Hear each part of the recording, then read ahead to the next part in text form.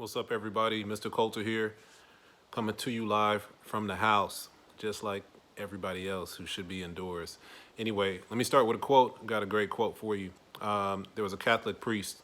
He was a Dutch Catholic priest named was Henry Nouwen. Once said, he suggested that we all find ourselves bouncing around three very human lies that we believe about our identity. I am what I have, number one. I am what I do, number two. And I am what other people say or think about me. Number three, I'll repeat these. He said, we all find ourselves bouncing around three very human lies that we believe about our identity. Again, here are the three. I am what I have, I am what I do, and I am what other people say or think about me. So think about that. And I guess maybe the first person to find a way to give me some feedback about this dude, I will find a way to reward you before I enter grades on Friday, all right, in the grade book. So guy's name is Henry Nouwen. Anyway, hey, what do you have right now?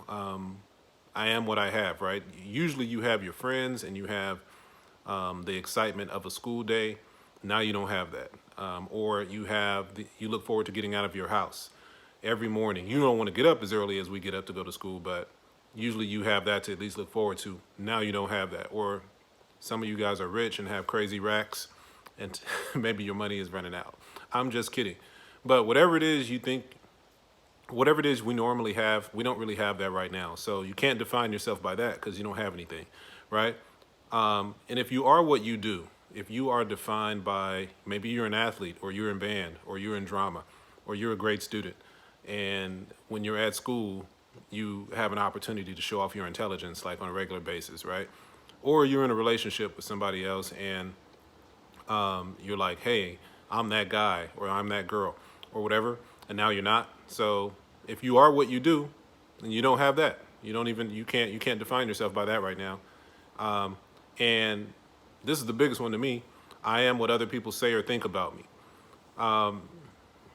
Whatever people think about you, whatever people are saying about you, if we let that define us, then we don't really have a lot of control over that either. So I just thought it was a great quote.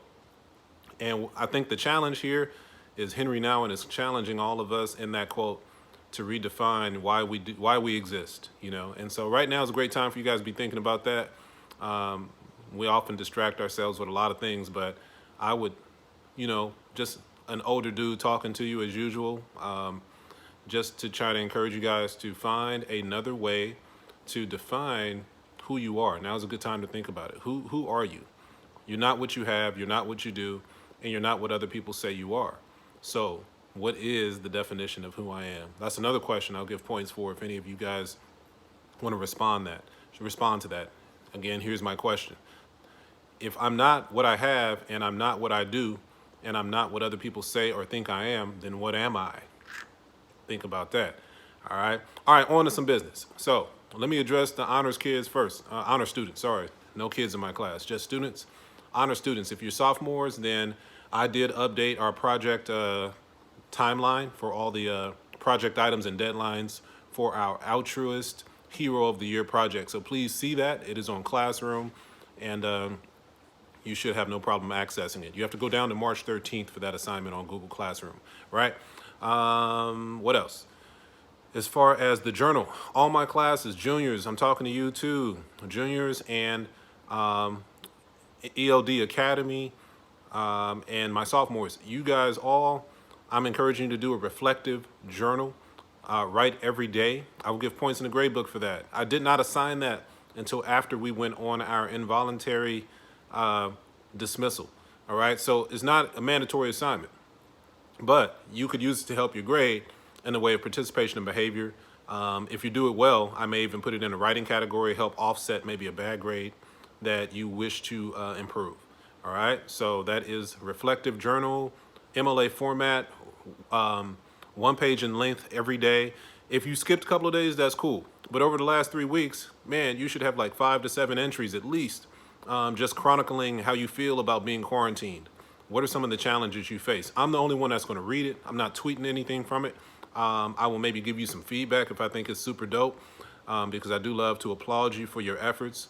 One, for your willingness to participate in scholarly things, dialogues, and reflective writing. But also, I want to reward you.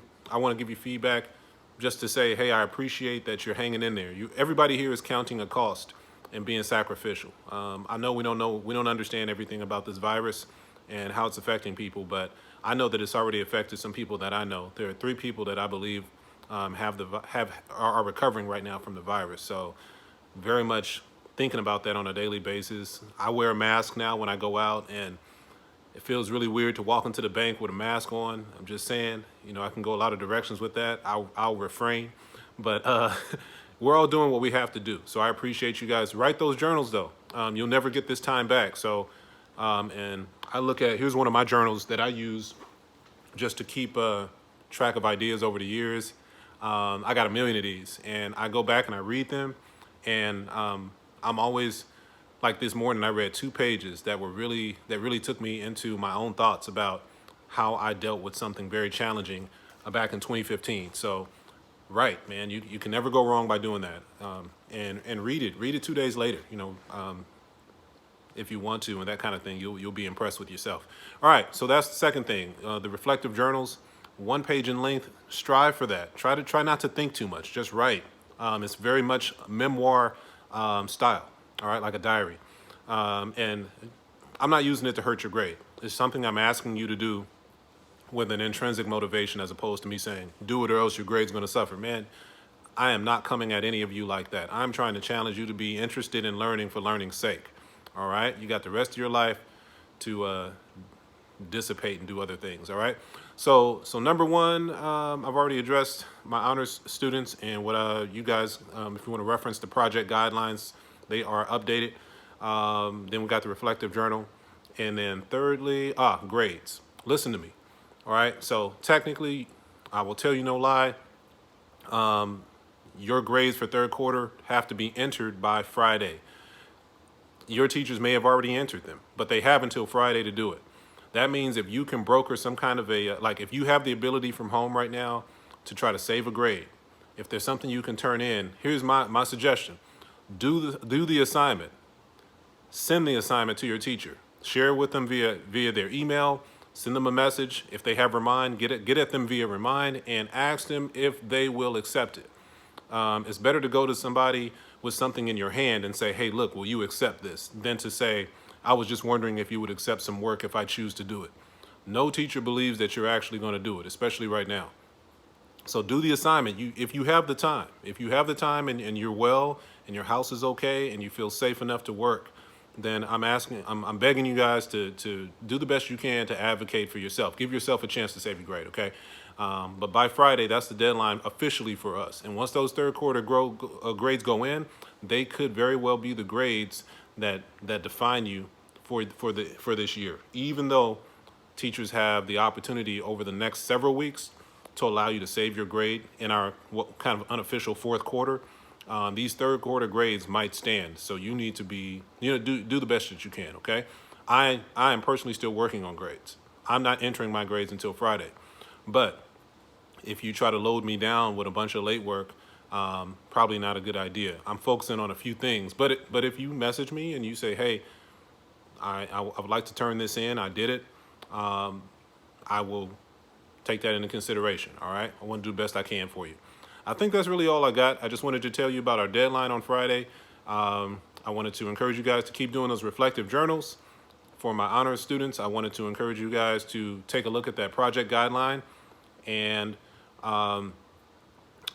any work that I assign from now on, again, like I said, my goal is to see if it can help you toward the end of the year, and always the goal is to keep learning. Every skill that I ever learned from an English class or a communications class or a science class or any of my classes is serving me now. It allows me to be able to communicate with you over this medium. I'll tell you a quick story that you don't care about. One of my friends passed away recently in January, and it was kind of a lighthearted thing. Like he was the manager for my basketball team in college. And when I say lighthearted, everybody has some fond memories of my buddy John. But one of the things I did at the funeral is I stood up and I went to the podium, And I told this story that I'm not gonna tell right here about my buddy John, and I had the whole place laughing. I was like, I need to quit teaching and become a stand-up comedian because I had everybody, man, in stitches, right? So I was being comical. But when I got done, my old coach, he came up to me and my assistant coach, and they said, "Man, can you believe this guy?" He was pointing at me, and my assistant coach said, "I would have never thought somebody as shy as you would be public speaking." And I was like, "Man, me neither," because I was really shy when I started college. 17 years old, just wanted to keep my head down, do my job. You know, I wanted to go to the NBA, and I didn't like to talk. But I have confidence now in doing that. And anything I don't know, I know that I can learn, right? That's the beauty of being a student and a lifelong learner. And this is the test for you guys right now, right? No one should ever make you have to learn, man. You should want to learn for learning's sake. The grades, they matter now, but they won't matter when you graduate from college or when you get out of the military or when you graduate from high school. The grades just don't matter that much. Can you do the thing? That's more important than how were you graded on the thing, all right? So that's all I got to say. Sorry about the long video. I'm out, all right? I will notify you guys the next time we intend to be in a meeting live. But until then, enjoy your great day. And remember, you are not what you have. You are not what you do. And you are not what people say or think about you. Meditate, concentrate, contemplate that. And I'll get with you guys later. All right, Coulter out.